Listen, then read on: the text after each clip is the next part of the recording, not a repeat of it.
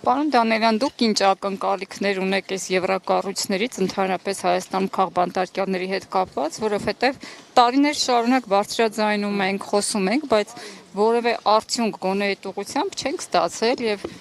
ինչ կարող է նմանատիպ ակցիաները տալ այս դեպքում։ Մենք այստեղ ենք ի աջակցություն քաղբանտարկյալներին, մասնավորապես այստեղ ենք ասելով, որ Նարեկ Սամսոնյանը իրականացնում է հացադուլ եւ Նարեկ Սամսոնյանի կյանքին վտանգ է սպառնում, որովհետեւ շուրջ 6 օր է նա իրականացնում է հացադուլ։ Ինչու է նա իրականացնում հացադուլ։ Մեր հայրենակիցներին պարզաբանելու համար հատուկ ուզում եմ նշել, որ Նարեկի քայլը ոչ մի ձև չի կարելի որակել կամ գնահատել որպես թուլության նշան, այլ պետք է գնահատել որպես պայքարի ձև, պայքարի այն ռեժիմի դեմ, որը չի նայում խոսքի ազատությանը կամ մարդու իրավունքներին։ Նարեկ Սամսոնյանը պայքարում է հացադուլի միջոցով, որովհետև այլ պայքարի միջոց ձեր նշած հարցին ի պատասխան ասեմ, որ որևէ կերպ որևէ օգուտ չի տալիս եւ Նարեկը այդ մենախցում, այդ լռության մեջ իր բողոքի ձայնը փորձում է ավելի հնչեղ դարձնել նաեւ մնացած քաղբանտարկյալների եւ առհասարակ այս ճճացող անարդարությանը հանրային հնչեղություն տալու համար։ Ինչպես գիտենք, որ Նարեկը նաեւ գրառում էր իրականացել, որով կոչ էր արել համախմբման եւ այդ կոնսոլիդացիան ձևավորելու, բայց մենք այստեղ ենք եվրոպական կառույցների մոտ, այս պահին ՄԱԿ-ի գրասենյակի առաջ, ասելու, որ եվրոպական կառույցները պետք է խախտեն իրենց լռության ուխտը, որը իրանք տվել են չգիտեմ ինչի դիմաց, եւ այդ երկակի ստանդարտներով չառաջնորդվեն, որովհետև մենք այսօր տեսնում ենք, որ կան հստակ երկակի ստանդարտներ, մի դեպքում կան կալանքներ, կա քրեական գործեր, մյուս դեպքում չկա։ Մենք այսօր տեսնում ենք, որ եվրոպական կառույցները որևէ կերպ չեն արձագանքում քաղաքական հետապնդումների, քաղաքական բռնաճնշումների այս շղթային։ Մենք այսօր տեսնում ենք, որ որևէ դեսպան, որևէ պատկան մարմնի ներկայացուցիչ, որոնք ներկայանում են որպես ուրեմն մարդու իրավունքների, խոսքի ազատության եւ ժողովրդավարության առհասարակ ներկայացուցիչներ, մենք տեսնում ենք, որ նրանք պահում են այդ լռության ուխտը։ Այսինքն Նիկոլ Փաշինյանի իշխանությանը ամեն ինչ կարելի է եւ եվրոպական միության, եվրոդիտորդները, տարբեր կառույցներ, խոսքի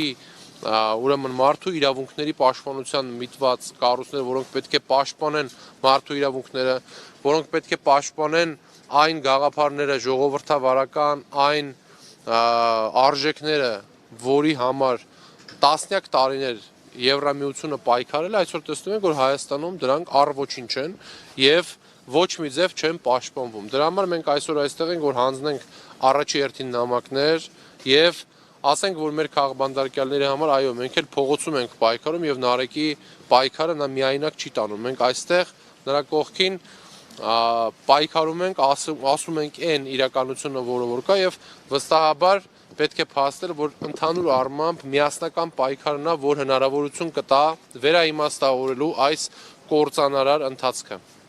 Հայաստանում կան քաղաքական բանտարկյալներ եւ քաղաքական բանտարկյալների շերտը այնքան բազմազան է, այսինքն կան գործարարներ, կան հոգեվորականներ, կան մեդիա գործիչներ, կան երիտասարդներ, կան քաղաքական հասարակական գործիչներ, ովքեր կալանավորված են բացարձակապես քաղաքական մոտիվներով։ Նարեկ Սամսոնյանը դատարանի դահլիճից կարճ խոսք ուղղեց ընդդիմադիրներին նրանց պայքարի կոչ անելով։ Ինչ եք տեսնում այս պահին կա այդ պայքարի ընդդիմության շրջանում։ Ես ընդհանուր ընդդիմության մասին չեմ կարող գնահատական տալ կամ խոս ասել։ Ես կարող եմ խոսել հանրապետական կուսակցության մասին, հանրապետական կուսակցությունը 2018 թվականից ի վեր եւ նաեւ միակ ընդդիմադիր կուսակցությունն էր այդ ժամանակ եւս պայքարի խրամատը չի լքել եւ մինչ օրս ինչպես տեսնում եք այսօր փողոցում չնայելով եղանակային պայմաններին կամ այլ ինչ որ պատճառներ չփնտրելով մենք փողոցում իրականացնում ենք ակցիաներ, չենք լռում եւ հանրապետականները մշտապես պայքարի խրամատում են, բարձրաձայնում են բոլոր այն խնդիրները, որոնց մասին մենք թեկուս այս պահին լուծում չեն կարող տալ, բայց մենք բարձրաձայնում ենք եւ մեր հարթակները, մեր լծակները, որոնք մենք ունենք միջազգային մեր գործընկերների հետ շփման այդ հարթակներում օգտագործում ենք արդյունավետությունը իհարկե այս պահի դրությամբ մենք տեսնում ենք, որ արդյունավետ չի, այսինքն մեր միջազգային գործընկերները Եվրամիության ներկայացուցիչները ոչ բոլորն են իրականացնում այն քայլերը, որոնց համար ստեղծվել են այն կառույցները, որոնցում նրանք աշխատում են, բայց իհարկե ոչ բոլորի մասին է պետք այս գնահատականները տալ, կան կառույցներ, որոնք արձագանքել են, կան կառույցներ, որոնք գնահատականներ են տվել,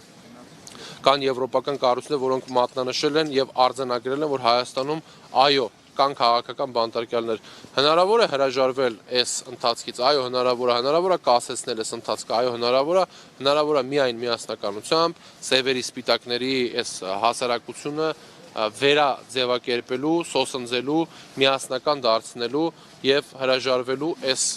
ընթացքից։